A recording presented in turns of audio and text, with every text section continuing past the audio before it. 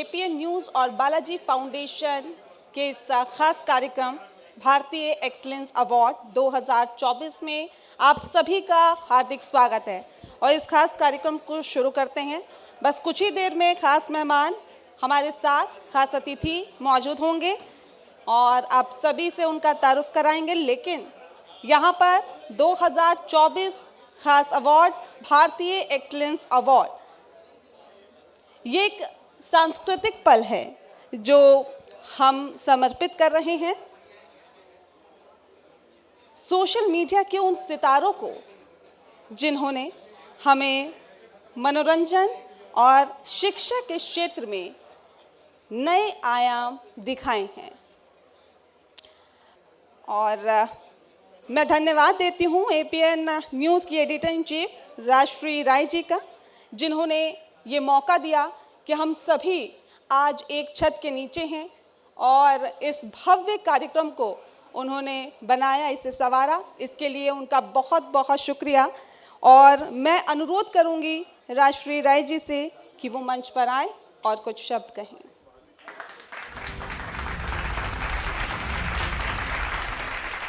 नमस्कार आप सभी को इस सभा में, इस प्रांगण में।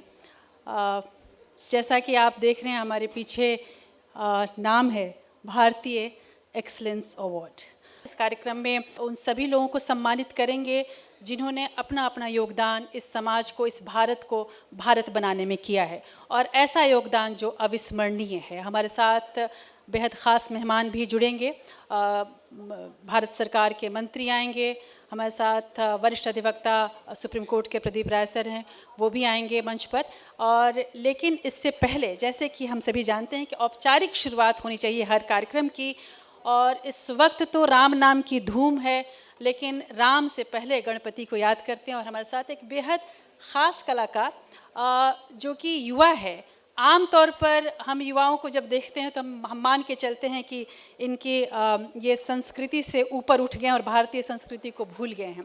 लेकिन एक ऐसा कलाकार जो आधुनिक संगीत का ज्ञाता है और उसी के लिए उसने नाम पाया है, लेकिन साथ साथ उसकी जड़ें कैसे हमारे भारतीय संस्कृति में जुड़ी हुई हैं, उसके इस गणेश गान से हम शुरू करते हैं और उसके बाद इस कार्यक्रम की औपचारिक शुरुआत होगी।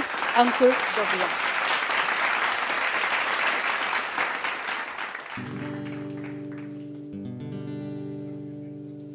ओम वक्रतुंड महाकाय सूर्यकोटि समप्रभा निर्विघ्नं कुरु मे देव सर्वकार्येषु सर्वदा।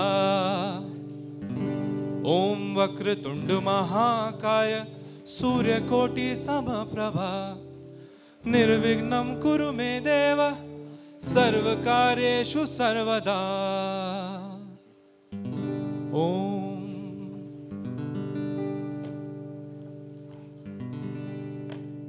आप सभी का वेलकम है। तो एक बहुत पुराने राजस्थानी गीत के साथ शुरू करना चाहूंगा।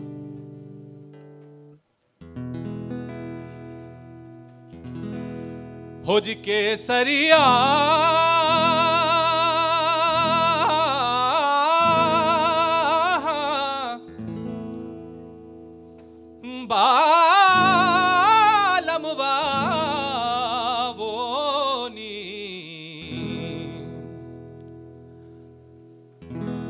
पधारो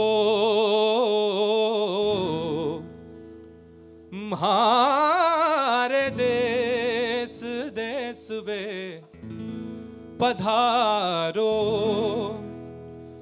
म्हारे देश।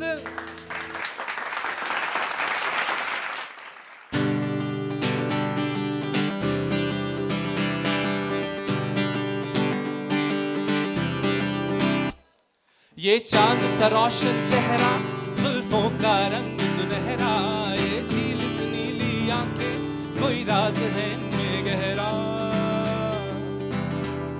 ऐ दिल मुझे बता दे तू किस पे आ गया है, वो कौन है जो आकर ख्वाबों पे छा गया है।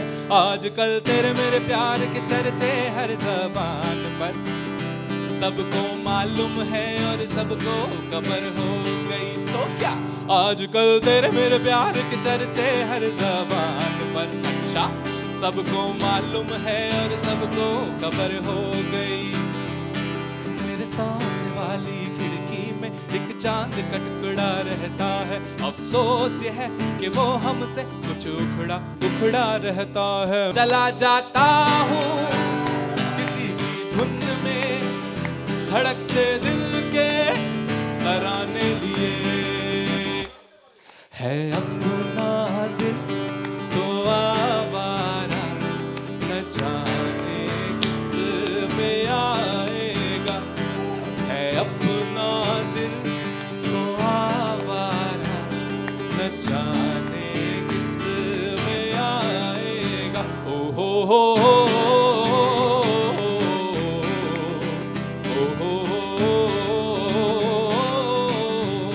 और इसे मैं थोड़ा अलग तरह से भी गाता हूँ। All I wanna say is that my darling, that my heart aches and I don't know where are you। है अपना दिल तो आवारा, न जाने किस पे आएगा। ओ हो दिल देख देखो, दिल देख देखो, दिल देख देखो जी। दिल लेने वालों दिल देना सीखो जी। ओ दिल लेने वालों दिल देना सीखो जी। तुम सा नहीं देखा, हो तुम सा नहीं देखा। उड़ जब जब जुल्फें तेरी, उड़ जब जब जुल्फें तेरी। कवारियों का दिल मचले, कवारियों का दिल मचले। जिंद मेरी ये हर शाम ढले, खिड़की तले तुम सीटी बजाना छोड़ दो। शोला जो भड़के दिल मेरा तड़पे, दर्द जवानी का सताए बढ़ बढ़ के।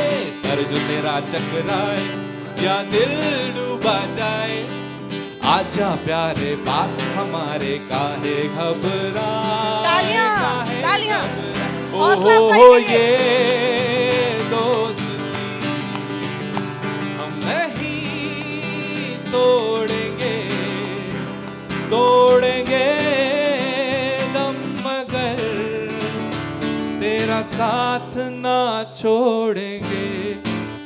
एक अजनबी हसीना से यूं मुलाकात हो गई। ये शाम मस्तानी मदहोश किए जाए, मुझे डोर कोई खींचे तेरी ओर लिए जाए। अरे एक दिन बिक जाएगा माटी के मोल, जग में रह जाएंगे प्यारे तेरे बोल। दूजे के होठों को देकर अपने गीत, कोई निशानी छोड़ फिर दुनिया से डोल।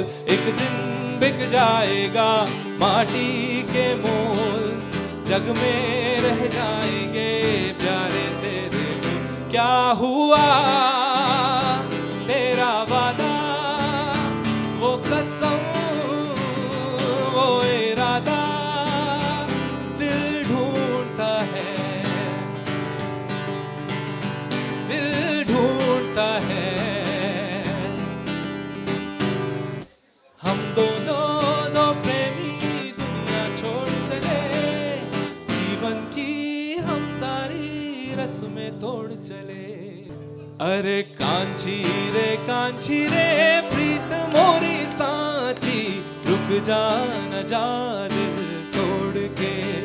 ओ रुक जा न जा दिल तोड़ के।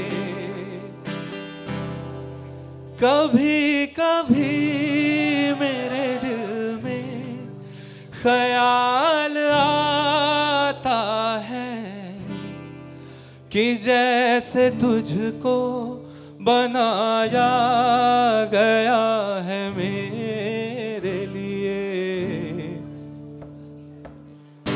बढ़ठण चली देखो ए जाती रे बढ़ठण चली देखो ए जाती रे।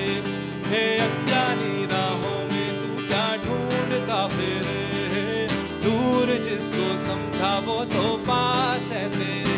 दिल है छोटा सा छोटी सी आशा, मस्ती भरे मन की भोली सी आशा। हाय रे हाय रे हाय रब्बा, हाय रे हाय रे हाय रब्बा, जीता जागता ताज महल मेरा है ना। तुम पास आए यूं मुस्कुराए, तुमने न जाने क्या सपने दिखाए। ना तुम जानो ना हम, ना तुम जानो ना हम। मैं कोई ऐसा गीत गाऊं कि आरज़ू जगाऊं, अगर तुम कहो पहला नशा पहला खुमार। नया प्यार है नया इंतजार, कर लूं मैं क्या अपना हाल। ऐ दिल बेकरार मेरे दिल बेकरार, तू ही बता के अल्लाह के बंदे हंस दे, अल्लाह के बंदे, अल्लाह के बंदे हंस दे। जो भी हो कल फिर आएगा, गूंजा सा है कोई एक तारा गूंजा सा है कोई एक तारा, गूंजा सा है कोई एक तारा गूंजा सा है कोई एक तारा। यूं ही चला चल राही, यूं ही चला चल राही, जीवन गाड़ी है समय पहिया। रे कबीरा मान जा, रे फकीरा यूं न जा। रे कबीरा मान जा, रे फकीरा यूं न जा। के अल्लाह के बंदे हंस दे, अल्लाह के बंदे, अल्लाह के बंदे हंस दे। जो भी हो कल फिर आएगा।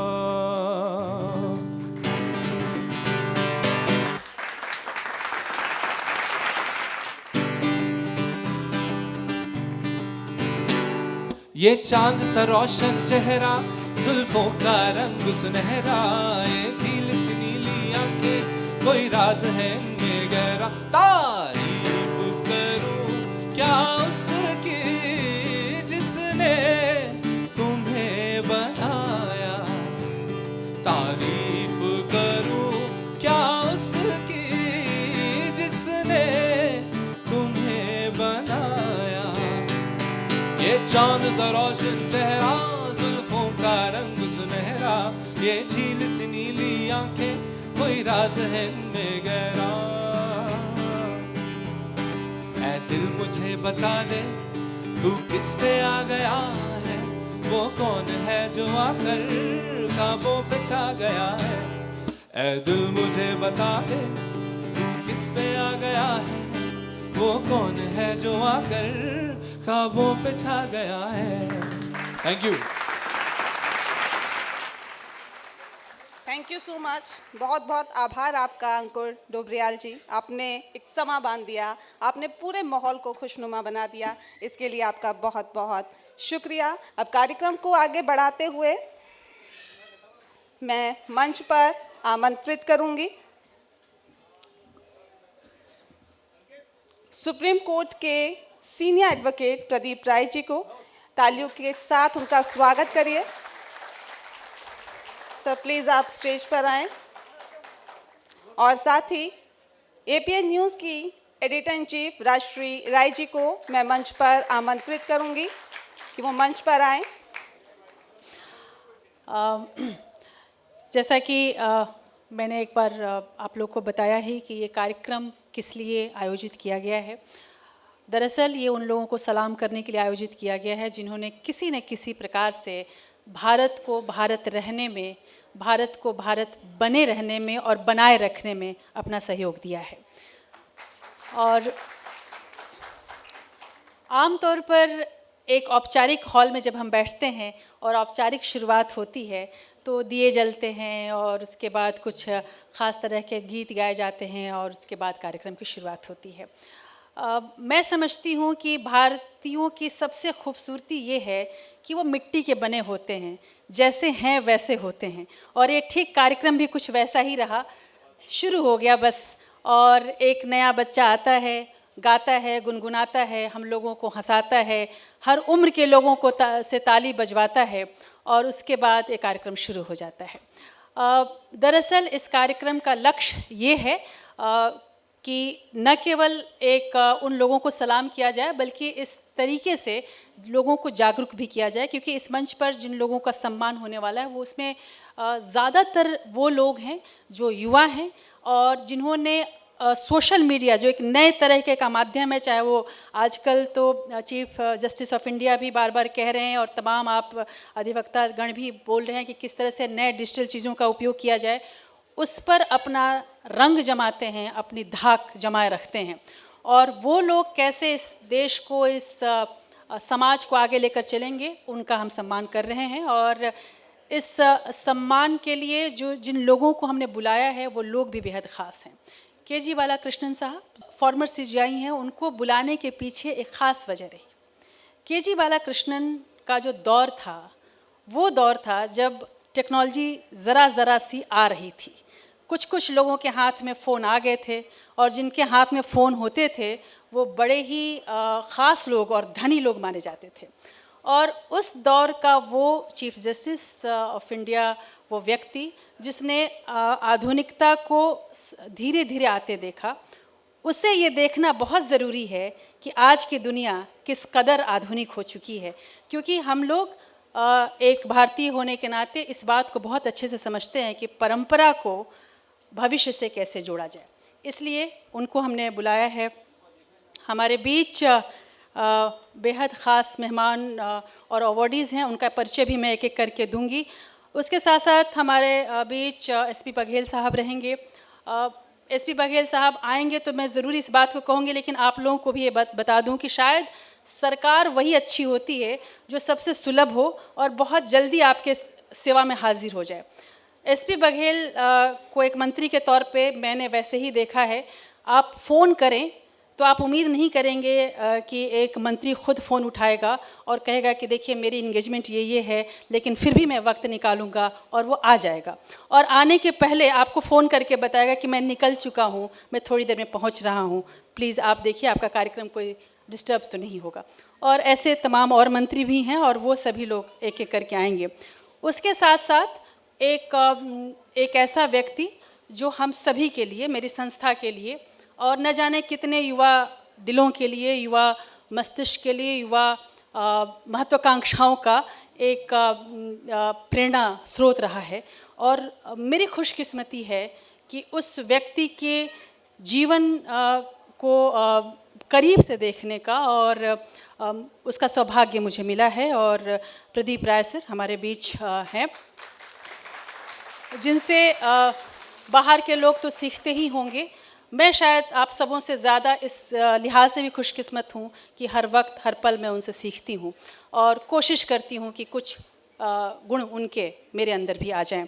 बहरहाल अब अपने कार्यक्रम की औपचारिक जब शुरुआत हमारी एंकर ने कर ही दिया है और अंकुर ने कर ही दिया है, मैं उनसे ज़रूर दरख्वास्त करूँगी कि वो आके दो शब्द ज़रूर बोलें, क्योंकि इस भीड़ में बहुत तो लोग वो हैं जो उनके दोस्त हैं, जो उनको कितनी बार भी सुने तो बोर नहीं होते और बार बार सुनना चाहते हैं। तो सबसे पहले मैं उनको आमंत्रित करूँगी। मुझे इन्होंने बताया नहीं था कि मुझे बोलना है। मैं तो ये समझ रहा था कि इनका कार्यक्रम है, हमें आकर के इन लोगों के साथ बैठना है और ये पुरस्कार का समारोह है। फिर भी मैं यहाँ पे कम से कम अकेला नहीं हूँ। इनके ऑफिस में तो मैं जाता हूँ, मैं अकेला पड़ जाता हूँ। यहाँ पर तो सारे हमारे लोग बैठे हैं और हमारे भाई लोग हैं जो कि हमारी ताकत हैं। मैं यहाँ पर सारे जो मेहमान हैं इन सबका स्वागत कर रहा हूँ। साथ साथ देवदत्त जी यहाँ बैठे हैं, प्लीज़ आप खड़े हों सर एक मिनट। देवदत्त जी का मैंने इसलिए ख़ास तौर से नाम लिया कि हमारे यहाँ सुप्रीम टावर और सेंगर साहब, प्लीज़ आप भी सर ज़रा सा खड़े हों। ये हमारे यहाँ लॉ ऑफिसर थे नोएडा अथॉरिटी के, CLA, और ये थे नोएडा के चेयरमैन और CEO। जब हमें ज़मीनों की ज़रूरत थी वकीलों के लिए, तो ये कहा गया कि सोसाइटी बनानी पड़ेगी और हम लोगों ने बड़ी मुश्किल से वो रजिस्टर कराया। उसके बाद से जब मैंने रिक्वेस्ट की तो देवदत्त साहब ने 24 घंटे के अंदर हमारे वकीलों के लिए ज़मीन आइडेंटिफाई किया। 10 एकड़ का प्लॉट मेन रोड पे हम लोगों को दिया वहाँ पे, और यहाँ तक कि तैयार हो गए थे कि बनवाने का काम भी हमारा होगा और ये कीमत 22 लाख से ऊपर 4 बेडरूम के फ्लैट की हम नहीं आने देंगे। लेकिन कुछ कारण रहा, वो हम लोग जो नोएडा अथॉरिटी को नहीं दे पाए बनाने के लिए, और वो 10 एकड़ का आपका योगदान है जो कि हम लोग कभी, कई सारे लोग रहते भी हैं वहाँ पे उस सुप्रीम टावर में, तो मैं उस योगदान को नहीं भूला। और एज CLA सेंगर साहब, कभी भी कोई ओपिनियन जाती थी अगर हमारे वकीलों से रिलेटेड हो तो ये फटाफट करते थे 1 मिनट के अंदर। हमें याद है लाहौटी साहब इस दुनिया में नहीं है, KG बालाकृष्णन साहब आने वाले हैं, लेकिन एक ऐसे चीफ जस्टिस वो रहे जो हम लोग अगर ये कहते थे कि सर एक लेटर लिख दीजिए सिफारिश के लिए, तो उनका चीफ जस्टिस का जो दफ्तर था वो हमेशा अवेलेबल था हम लोगों को, वो लिख देते थे लेटर। मैंने उनसे कभी रिक्वेस्ट किया कि सर एक चिट्ठी आप ज़रा सा हेल्थ मिनिस्टर को लिख दीजिए, उनकी तरफ चिट्ठी लिख जाती थी, जो कि आमतौर पे बाद में देखने को नहीं मिला। और जो मुख्य न्यायाधीश जो भी बने वो ये मान के चलते हैं कि हम एक पद पर बैठे हुए हैं, हमें लिखना नहीं चाहिए, मगर कई लोग ऐसे भी हैं जो ये मानते हैं कि बार और बेंच ये दोनों एक ही है और इन दोनों की जो समस्याएं हैं या दोनों का जो साधन है वो भी एक है। मान लीजिए वकील कोर्ट ही नहीं पहुंच पाए तो आप न्याय क्या कर लेंगे, और वकील के पास स्वास्थ्य संबंधित समस्या हो, अब कोविड का सारे जजेस ने प्रोटेक्शन लिया अपने आप, लेकिन वकील कोविड से ग्रसित हुए तो कहाँ बच पाए, वो उनको भी लगी गया। इसलिए आपको दोनों तरफ का ध्यान रखना है।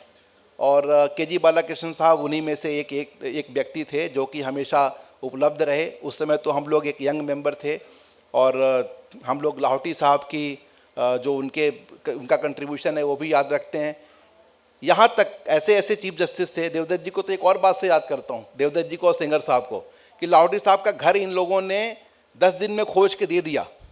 उनको घर नहीं था उनके पास, जब वो यहाँ से ऑफिस डिमिट किया उन्होंने, तब रिटायर्ड CGI को घर नहीं मिलता था, और उनको रिटायरमेंट होने के बाद से क्या उनको मिले और नहीं मिले इसका एक संकट खड़ा होता था।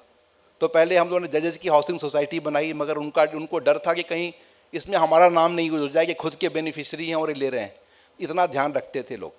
और मैं तो बाकी यही कह सकता हूँ कि आप दोनों लोगों ने जो हमारे बार के लिए किया है उसके लिए आप दोनों लोगों को मैं बहुत बहुत धन्यवाद देता हूँ।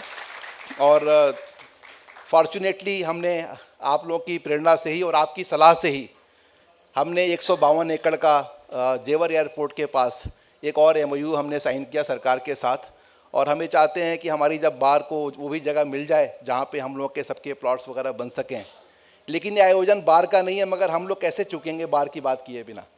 ये आप सब लोगों के सम्मान का है, और आप लोगों का जब सम्मान होता है ये सब हम लोगों का सम्मान है, क्योंकि आप लोगों का जो योगदान है अगर हम उसको याद नहीं करें, उसको सम्मानित नहीं करें, उसको हम पहचाने नहीं, इसका मतलब ये है कि हम अच्छी चीज़ों को नहीं पहचानते और हम अपने आने वाली पीढ़ियों को प्रेरित नहीं करते। इसलिए आप सबके सम्मान से हम अपने आप को सम्मानित और अपने आप को गौरवान्वित समझते हैं। कई ऐसे यंग लॉयर्स, कई ऐसे वरिष्ठ लोग, कई ऐसे लोग जिनसे हम सीखते हैं, कई लोग जिनकी हम इज्जत करते हैं। अजय पांडे जी यहाँ पे हैं जो कि जिंदल स्कूल में इनके कर्ता धर्ता हैं, और कई ऐसे लोग जिनको कि मिलने के बाद, मनोज मिश्रा जी हैं स्कोरा के प्रेसिडेंट, विक्रांत भाई हैं यहाँ पे, और कई ब्यूरोक्रेट्स भी हैं, कई सीनियर लोग हैं। मैं सबका नाम लेना तो मुश्किल है, लेकिन इसमें से बैठा हर वो व्यक्ति है जिसका आशीर्वाद आप लोगों को, आप जैसे लोगों को हमेशा मिलता रहा है और मिलेगा।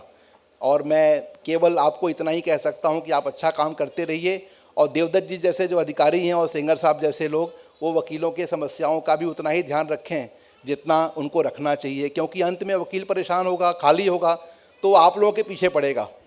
इसलिए ज़्यादा अच्छा है कि उनको आप खुश रखें, उनको प्रसन्न रखें, और उनको ऐसे रखें कि वो खुश होकर के आप लोगों के लिए समाज में अच्छा योगदान दें। मैं और ज़्यादा कुछ बोलना नहीं चाहता, मैं इनकी तरह हिंदी भाषा में मेरी महारत नहीं है, मैं हिंदी के प्रोफेसर का पुत्र नहीं हूँ, मैं तो गांव के आदमी का पुत्र हूँ, गांव से ही हमने पढ़ाई की है, और मैं फर्स्ट जनरेशन हूँ शहर के अंदर। मेरे से पहले कोई मेरे घर का शहर में नहीं आया था, तो बहुत से लोग नहीं मानते हैं। मैं इनको अपने स्कूल पे ले गया था, मैं बहुत स्कूल पे जाके मैं बड़ा भावुक हो गया था मैं रोने लगा तो ये भी रोने लगी। बोले कि आप क्यों रो रहे हैं? मैंने कहा मैं इसलिए रो रहा हूँ क्योंकि मैं जैसा पढ़ता था जैसे स्कूल में, वो स्कूल आज तक वैसा ही है। मतलब वही एक बड़ा सा पेड़ और उस पेड़ के नीचे चारों तरफ चलती हुई कक्षाएँ, कोई कमरा नहीं, कोई अध्यापक तब भी नहीं और अब भी नहीं। तो मैंने कहा कि ये आज भी नहीं बदला, ये सरकारी स्कूल है। लेकिन इसलिए मेरे आंखों में आंसू आ गए। खैर अब मैंने बनवा दिया उसको, अच्छा स्कूल बन गया वहाँ पे और चल रहा है। तो मैं इनको लेके गया था अपने स्कूल पे और ये बताने के लिए हमेशा कहती थी कि आप ऐसे ही बेकार में बात करते हैं, आप थोड़ी ऐसे स्कूल से पढ़े हुए हैं। मैंने कहा नहीं, मैं ऐसे ही स्कूल से पढ़ा हुआ हूँ और इसीलिए मैं कनेक्ट कर पाता हूँ, इसीलिए मैं बड़े आसानी के साथ मैं उस तबके के साथ, उस वर्ग के साथ अपने को जोड़ पाता हूँ। मेरे सारे मित्र आज भी, जो गांव में कोई साइकिल की पंचर की दुकान किसी की है वो भी मेरा दोस्त है, कोई आज भी बैलों का ख्याल करता है, जानवरों का ख्याल करता है वो भी मेरा मित्र है, और जो आप जैसे लोग हैं वो लोग भी मित्र हैं। तो हर एक मित्र का मेरा तबका बड़ा अलग है और मैं दिल से, मैंने जीवन में किसी भी व्यक्ति को अपने से बड़ा नहीं समझा और अपने से छोटा नहीं समझा। तो मैं आप सब लोगों की प्रेरणा से सब चल रहा है। बहुत बहुत धन्यवाद आप लोगों का। बहुत बहुत शुक्रिया प्रदीप राय सर, आपने बहुत अच्छे से और जिस तरह से आपने बताया, ये कितना ज़मीन से जुड़े हुए व्यक्ति हैं, ये बातचीत में, आचार विचार में साफ तौर से झलकता है।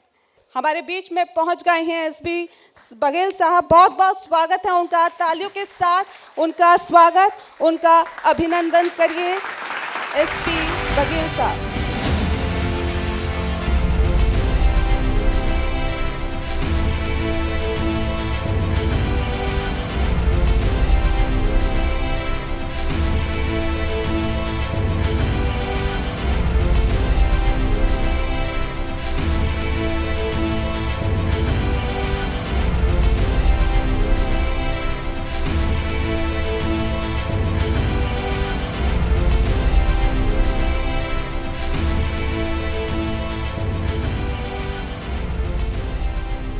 सर, आप ऐतिहासिक काम करते रहे हैं और उम्मीद करते हैं कि आप ऐसे ही काम करते रहेंगे, आपका मंत्रालय ऐसे ही काम करता रहेगा, जो हम सब के सरोकार से जुड़े हुए काम होंगे और हम लोगों की भलाई होगी, जनता की भलाई होगी। बहरहाल मैं एपीएन न्यूज़ की editor in chief Rajshree Rai ji को यहाँ पर मंच पर बुलाना चाहूँगी और चाहूँगी कि आप 2 शब्द कहें। बहुत बहुत स्वागत एसपी सिंह बघेल जी आपका इस मंच पर। आपके आने के पहले हमने काफ़ी चर्चा की कि ये कार्यक्रम की रूपरेखा क्या है, क्यों हमने किया है, लेकिन आपके लिए ज़रूर कहा जा सकता है कि कुछ लोग ऐसे होते हैं जिनके आने से बहार आ जाती है, जिनका आना बहार की आमद का खबर होता है। एसपी सिंह बघेल को मैं एक ऐसे ही मंत्री के तौर पर देखती हूँ, वो इसलिए कि उनका जो मंत्रालय है, वो मंत्रालय जो हाल फिलहाल में हमने देखा है, पहले न्याय था, जो बड़ा ही रूखा सूखा मंत्रालय माना जाता है, जहाँ हर तरह की बातें होती हैं, लेकिन जिसको कहा जाए कोमलता मधुरता की बात नहीं होती है। दूसरा मंत्रालय आया स्वास्थ्य का, जहाँ पर दुख है, दर्द है और दर्द को दूर करने की कोशिशें हैं, वहाँ पे भी शायद मधुरता का नाम नहीं रहता। लेकिन उनको जो मैं एक बहन के रूप में जानती हूँ जितना, और तो मुझे ये पता है कि ये शख्स दिल से केवल मधुर ही नहीं बल्कि भारत के सबसे खूबसूरत रस यानी कि कविता, काव्य, साहित्य का वो प्रेमी है, जो अभी आप थोड़ी देर में उनके भाषण में भी ज़रूर देखेंगे। और आपको जानकर ये प्रसन्नता होगी मंत्री जी की इस कार्यक्रम में, जहां हम आने वाले भविष्य को और ऐसे एंटरप्रेन्योर्स को सम्मानित कर रहे हैं जो हमारे प्रधानमंत्री मोदी के 7 ट्रिलियन इकोनॉमी के सपने को ज़मीन पर लाने की कोशिश में लगे हुए हैं, यंग हैं, सोशल मीडिया पर बड़ी धाक रखते हैं, बड़ी नाम रखते हैं। और इसके अलावा इस कार्यक्रम के जो 2 हाइलाइट्स हैं, एक हाइलाइट तो ये है कि जहां हम यंग ऐसे चेहरे जिनको शायद आप चेहरे से नहीं पहचानते हैं, लेकिन जिनकी सोशल मीडिया पे फॉलोइंग 90 मिलियन, 20 मिलियन, 10 मिलियन है। ये कहना आसान लगता है, शायद हम लोग अगर गिनने बैठें तो 100-200 लोगों को गिन न पाएँ एज ए दोस्त। और ऐसा कोई यंग सा बच्चा जो 22-23 साल का होगा या फिर 30 साल का होगा और उसकी 20 मिलियन फॉलोइंग है, आप समझिए कि वो क्या रसूख रखता होगा।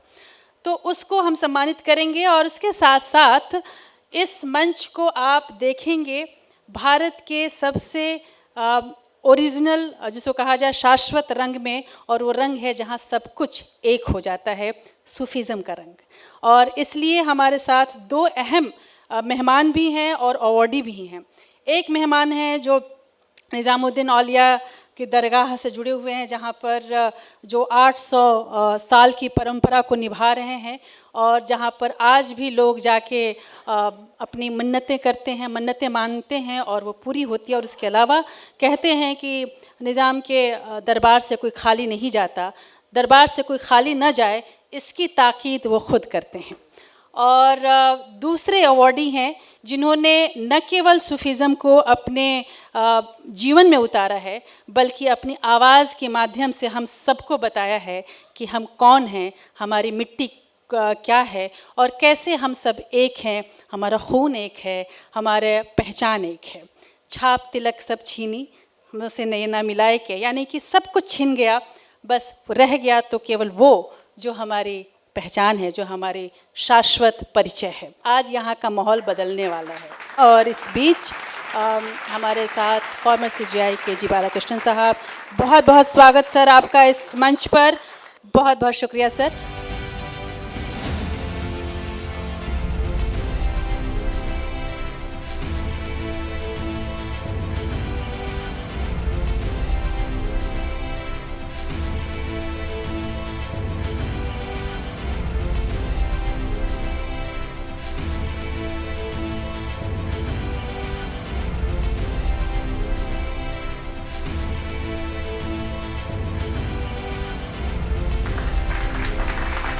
शुक्रिया सर, आप सभी लोग स्थान ग्रहण करें। और उसके बाद KG Balakrishnan sir, please share your 2 words with us, please bless us. Honorable Minister, distinguished guests, ladies and gentlemen. I'm sorry I am a little late.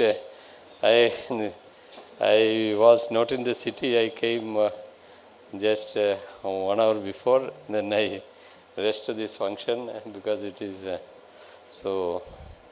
I about the organization also. I except he calls me for some discussion on very important issues of national importance, insurance, then various other bank deposit of bank, and we also recently discussed about the senior citizenship.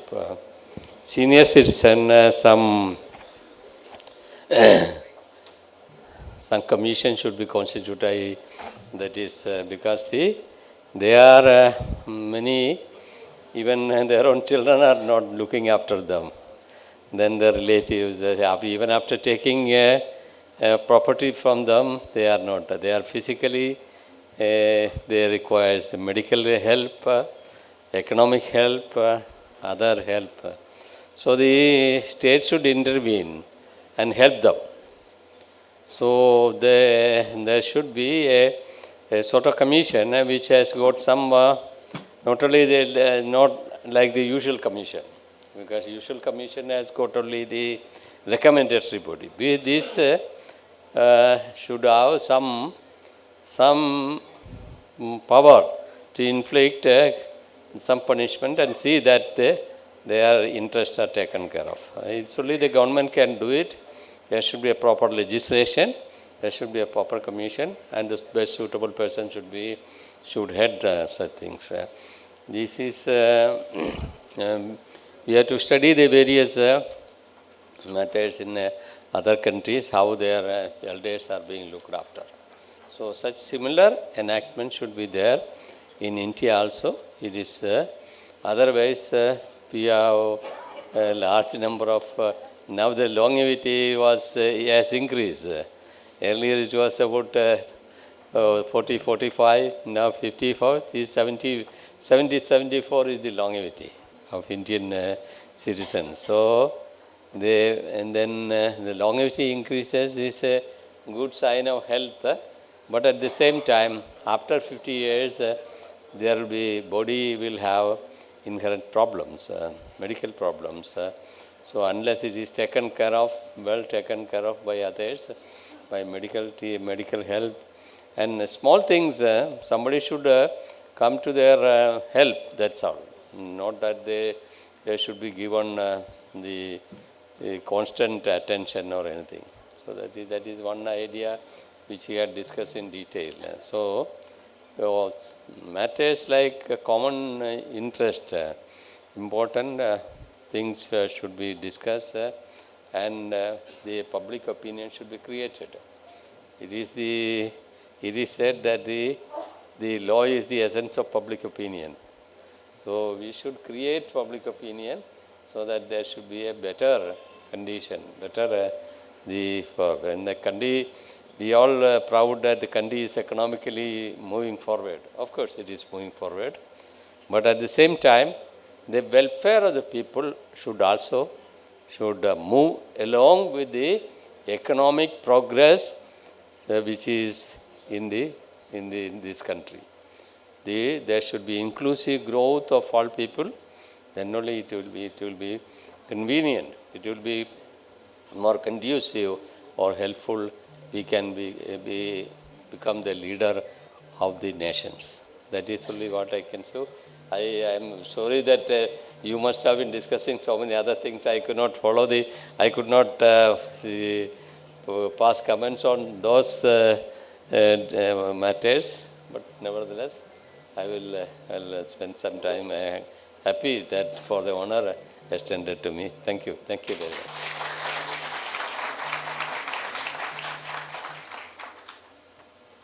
Thank you so much, sir, for your kind words. और इसी के साथ खास कार्यक्रम में यहाँ वक्त हो गया है एक छोटे से ब्रेक का। बहुत जल्द लौटेंगे, आप बने रहिए हमारे साथ।